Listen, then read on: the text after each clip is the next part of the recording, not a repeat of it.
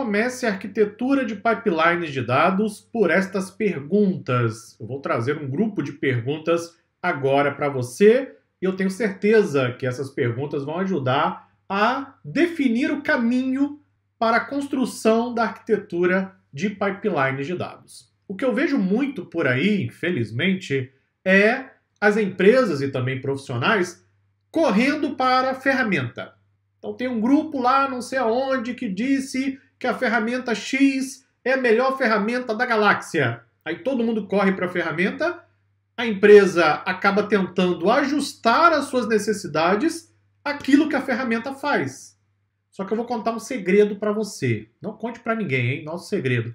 Não existe ferramenta perfeita na Terra, ok? Toda ferramenta foi criada por seres humanos. Seres humanos são falhos, as ferramentas também são falhas ilimitadas. Todas elas, pelo menos no momento que eu gravo esse vídeo para você.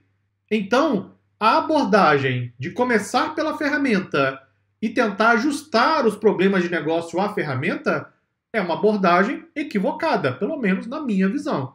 O ideal é o contrário. Você define primeiro os requisitos de negócio, os problemas que devem ser resolvidos e depois você busca a tecnologia. Pode ser que nesse momento você descubra que não há uma ferramenta, uma tecnologia que resolva os problemas da empresa. Talvez eu precise de 2 ferramentas, de 3. Ou ainda, talvez eu tenha que rever os meus requisitos de negócio. Tudo bem, nenhum problema. Mas eu devo começar sempre com a definição dos problemas que devem ser resolvidos. Nada impede também que a empresa comece a sua arquitetura de dados mais simples e depois vá elaborando, aumentando a arquitetura à medida que a empresa vai amadurecendo no uso de dados. As perguntas que eu vou trazer agora para você têm como objetivo ajudar exatamente nisso, ou seja, ajudar a definir o caminho, para depois, aí sim, pensarmos em tecnologia. Acompanhem junto comigo as perguntas. Antes mesmo de pensar em arquitetura, as seguintes perguntas devem ser respondidas. Número 1. Quais são os requisitos de negócio? Qualquer projeto na área de dados que comece sem esta pergunta número 1 já tem alguma coisa errada. Fique atento, ok? Não vou afirmar categoricamente que tem alguma coisa errada, porque eu não conheço também tudo que existe na Terra. Mas, pela minha experiência, se um projeto na área de dados, seja qual for, começa sem responder esta pergunta número 1, eu já começo a ficar um pouco mais atento. É bem provável que tenha um problema. Os responsáveis pelo projeto talvez não tenham ainda compreendido como os dados devem ser usados. Tudo tem que começar com os requisitos de negócio. Ah, mas o requisito pode mudar. Sim, ele não pode, ele vai mudar. Vai mudar o requisito de negócio, eu sei. Então eu tenho que buscar os requisitos hoje. E a partir daí, começar a minha plataforma de dados, consequentemente a construção dos pipelines e evoluindo ao longo do tempo. Segunda pergunta. Quais resultados finais são necessários? Então veja as 2 primeiras perguntas. O começo e o fim. Eu primeiro defino o que eu preciso para começar e eu defino o que eu pretendo entregar. Eu vou entregar o quê? Eu vou entregar um fluxo de dados para alimentar um dashboard? Vou alimentar um fluxo de dados para alimentar um modelo de machine learning?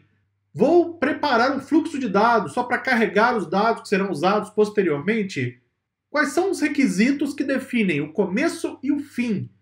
É aqui o foco principal do trabalho com dados, ok? Eu espero estar passando essa mensagem de forma bem clara para você. Pergunta número 3. Os dados estão disponíveis? Quais são as fontes? Então, definir os requisitos. Já sei o que eu tenho que resolver e o que eu tenho que entregar. Agora eu vou correr atrás da matéria-prima. Eu já tenho matéria-prima dentro de casa? Pelo que eu mostrei, inclusive, nos vídeos anteriores sobre os pipelines, não é? Em geral, o ouro já está em casa. Eu só preciso de alguém para ir lá e minerar, não é? Ou seja, escavar para poder buscar o ouro nos bancos de dados, repositórios internos da empresa. Mas quais são as fontes? Os dados estão disponíveis? Eu preciso definir isso porque se os dados não estiverem disponíveis, bom, aí eu tenho que rever os requisitos, né? Se os dados não estiverem disponíveis agora, como que eu vou preparar os meus pipelines? Os pipelines, veja o nome, pipelines de dados. Se eu não tenho dados, então qual o sentido, não é, de criar os pipelines? Está claro para você? Pergunta número 4. Quais tipos de formato ou formatos de dados estão disponíveis? Eu tenho dados em banco de dados, eu tenho dados em formato TXT, em PDF, eu tenho vídeos, eu tenho imagens, eu tenho posts. Quais são os formatos dos dados que nós vamos trabalhar? Esses formatos estão disponíveis? Por exemplo, imagine que a empresa vai criar um pipeline de dados para alimentar um modelo de machine learning, ok? Esse modelo vai fazer a previsão de vendas. Então eu preciso essencialmente de dados no formato tabular. Pois bem, eu já tenho dados no formato tabular? Está disponível em algum lugar? Eu vou ter que preparar esses dados no formato tabular antes de alimentar um modelo de aprendizado de máquina? Boas perguntas, não é? Acabaram as perguntas? Não, claro que não. Tem um monte ainda. Continue comigo. Número 5. Qual o crescimento esperado do volume de dados? Agora começamos a entrar nos requisitos técnicos, porque isso aqui tem custo, não é? É de graça montar um pipeline? Não. Algum custo vai ter.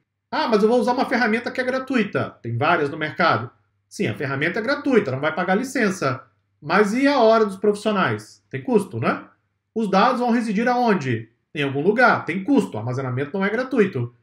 Pois bem, eu preciso definir o volume e o crescimento esperado para poder ter uma ideia de custo para o armazenamento dos dados. 6. Quanto de armazenamento, então, será necessário? Vou precisar de 1 tera, 1 petabyte, 1 exabyte? É claro que você, no começo, talvez não tenha uma resposta exata. É por isso que uma prova de conceito vai ajudar bastante na hora de definir a arquitetura. Ou seja, eu vou ter uma ideia do volume de dados, de quanto de armazenamento eu preciso, para então poder começar a falar sobre custo de armazenamento dentro do nosso pipeline. 7. Quanto de capacidade computacional será necessário? Você não vai rodar tudo isso no computador? O computador ele precisa de CPU, não é isso? Precisa de memória RAM. Dependendo do pipeline, talvez eu use GPU. Pois bem, tem custo. Custo computacional, não é? Se for no ambiente local, ainda tem o custo de manter as máquinas, o custo de refrigeração, aonde ficam os computadores, custo de energia elétrica, custo de manutenção. Alguém vai ter que cuidar das máquinas, então tem um custo profissional aí também envolvido. Se é no ambiente em nuvem, eu tenho outros custos associados. Qual é a capacidade computacional esperada? O volume de dados é muito grande? Então talvez o meu pipeline leve mais tempo para processar, não é? Se eu aumentar a capacidade computacional, eu reduzo o tempo de processamento? Qual o custo disso? Se eu reduzir em 1 hora o processamento e aumentar o custo em 5%, isso vale a pena? Compensa? São coisas que têm que ser consideradas. Pelo menos no trabalho profissional, não é? As empresas, talvez, algumas, não é? Decidam ir direto para a ferramenta, usa a ferramenta, vai usando, vai empurrando. Essa é uma abordagem. Tudo bem, cada um usa a abordagem que quer. Eu, particularmente, prefiro a abordagem profissional com o planejamento mínimo, não é, que se espera para a construção da arquitetura. Número 8. Usaremos dados em batch, em streaming ou ambos? Dados em batch são dados em lote. São dados que estão, por exemplo, já gravados lá no arquivo TXT. Dados em streaming são dados coletados em tempo real. Por exemplo, extrair posts de redes sociais. Vou usar um ou outro ou ambos? Depende do quê? Dos requisitos de negócio, daquilo que eu quero resolver. Streaming é melhor do que batch? Não, depende do que eu vou resolver. Se por acaso eu quero prever, por exemplo, a reação de usuários a campanhas de marketing em tempo real, o ideal é usar streaming de dados, claro. Se por outro lado eu quero fazer um trabalho de segmentação de médio prazo, ou seja, nas próximas semanas ou meses, eu não preciso de streaming de dados. Eu posso usar dados em batch. Dependendo do problema, eu então trabalho com os 2 tipos de dados. São os 2 principais, pelo menos, quando falamos em pipelines. Acabaram as perguntas? Não, chegamos na metade agora. Me acompanhe no próximo vídeo. Até lá.